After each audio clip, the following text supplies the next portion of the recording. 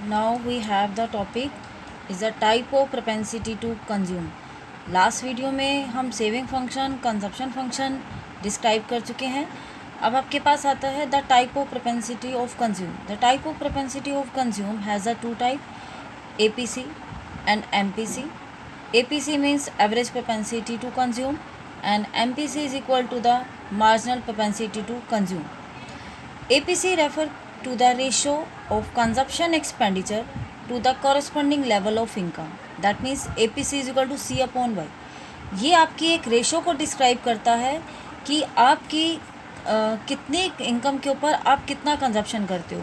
हमें ये तो पता है कि हमारी जो कंजप्शन है वो डायरेक्टली रिलेटेड होती है हमारी इनकम के ऊपर, कि जैसे जैसे इनकम इंक्रीज़ होती है तो हमारी कंजप्शन भी इंक्रीज़ होती चली जाती है. बट जहाँ हमारी APC, हम रेशो को जब डिस्क्राइब करें कि कितनी लेवल की इनकम पर हम कितनी कंजप्शन कर रहे हैं, एक रेशो को डिस्क्राइब करें तो that is called the APC. ये एक रेशो ये डिस्क्राइब करता है कि एक person different level of income पर कितनी कंजप्शन कर रहा है, कितनी वो कंजप्शन क्रिएट करता है.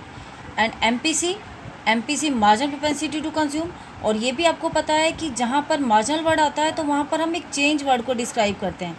चेंज वर्ड का मतलब होता है जहाँ पर जैसे मेरी इनकम का लेवल 100 से 200 हो गया और मेरी जो कंजप्शन है वो 120 से 200 होगी, तो कंजप्शन में चेंज और इनकम में change. That means it refer to the ratio of the change in consumption expenditure to change in the total income. That means MPC is equal to change in C upon में change in Y. APC C upon Y and MPC is equal to change in C upon में change in Y. अगर हम इसे एक table से describe करें तो इसकी टेबल जो हम पहले आपका करते आए हैं वही वाली टेबल मैं आपको यहाँ पे डिस्क्राइब करती हूँ कि इनकम आपको 0, 100, 200, 300, 4 गिवन है. कंजप्शन 40 से स्टार्ट होके 120, 200, 280, 360, 440 है. चेंज इन C का मतलब कि आपकी कंजप्शन में कितना चेंज हुआ. फर्स्ट वन ब्लैंक रहेगा, फिर 120 माइनस 40 80, 200 माइनस 120 80, 280 माइनस 200 80, 360 माइनस 280 80. तो इस तरह से आपकी चेंज इन कंजप्शन आई. इसी तरीके से मैंने चेंज इन इनकम को भी कैलकुलेट किया. MPC क्या था, change in C over change in Y. तो मैंने इन दोनों को ही डिवाइड किया 80 पॉइंट में 100. दैट मीन्स कि आपके पास आया 0.8. ये ज़रूरी नहीं कि ये आपका कांस्टेंट ही आए, ये कुछ और वेरीज भी कर सकता है. बट मैंने यहाँ पे सब में टेबल में 100 का डिफरेंस और 80 का डिफरेंस लिया था, तो दैट्स वाई कि MPC जो था मेरा कांस्टेंट थी. और इसी के कांस्टेंट होने की ही वजह से हमारी जो MPC है कि स्लोप जो है वो अपवर्ड रहती है और एक स्ट्रेट लाइन में रहती है. और MPC की रेशो क्या थी, C अपॉन Y. तो मैंने जब C अपॉन Y किया, C upon Y that means कि 120 divide by 100, 200 divide by 200, 280 divide by 300, 360 divide by 400, 440 divide by 500. तो ये आपके पास ये रेशो डिस्क्राइब होगी. अगर मैं इसी को एक डायग्रामेटिकल डिस्क्राइब करूँ, डायग्रामेटिकल आपको जैसे ये मैंने आपकी टेबल डिस्क्राइब करी, ये टेबल भी आपके एग्ज़ाम में पूछी जाती है. कई बार आपके एग्ज़ाम में जैसे आपने लास्ट 11th क्लास में आपने कोर्स की टेबल की थी जहाँ पे कुछ मिसिंग फ्रिक्वेंसीज आती थी, मिसिंग टेबल होती थी जिसे आप कंप्लीट करते थे. तो लाइक उस तरीके से भी आपकी एक टेबल डिस्क्राइब करने के लिए आती है.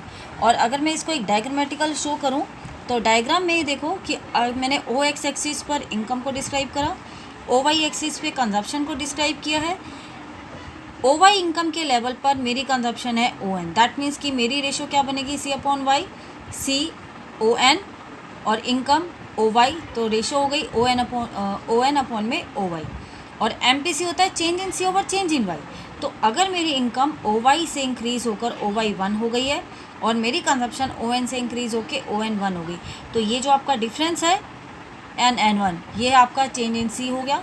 और ये जो आपका डिफरेंस है इनकम का Y से Y1 हो गया, तो ये आपका क्या है, change in Y. That means कि अब आपकी यहाँ पे रेशो क्या बनेगी, N1 अपॉन में Y1. ये आपकी एक रेशो डिस्क्राइब हो गई. गॉट इट, क्लियर हो गया ये आपको. इसी तरीके से आपके कुछ इंपॉर्टेंट पॉइंट बताती हूँ APC और MPC में क्या है. इंपॉर्टेंट पॉइंट में आता है कि APC is more than 1. APC 1 से ग्रेटर हो सकता है, जैसे कि आपने टेबल में भी डिस्क्राइब करा. टेबल में देखो APC की वैल्यू 1 के इक्वल भी होती है जब हम ब्रेक इवन पॉइंट पर होते हैं. ब्रेक इवन पॉइंट कौन सा, जहाँ पर मेरी इनकम और कंजप्शन इक्वल हो जाते हैं या फिर मेरी सेविंग 0 के इक्वल होती है. तो उस ब्रेक इवन पॉइंट पर मेरा APC किसके इक्वल आएगा, 1 के इक्वल आएगा. और MPC की वैल्यू जो होती है वो हमेशा 0 और 1 के बीच में लाई करती है. तो MPC इज इक्वल टू 1 होगा जब चेंज इन S 0 होगा.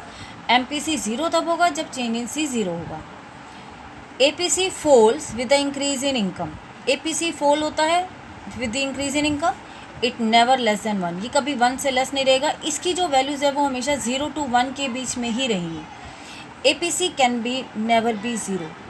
APC average propensity to consume ये कभी भी ज़ीरो नहीं होगी, क्योंकि कहीं ना कहीं हमारी एक ऑटोनोमस कंजप्शन होती है. क्योंकि हमारी कंजप्शन कभी भी ज़ीरो नहीं होती है, तो इसलिए APC भी कभी भी ज़ीरो नहीं होती है.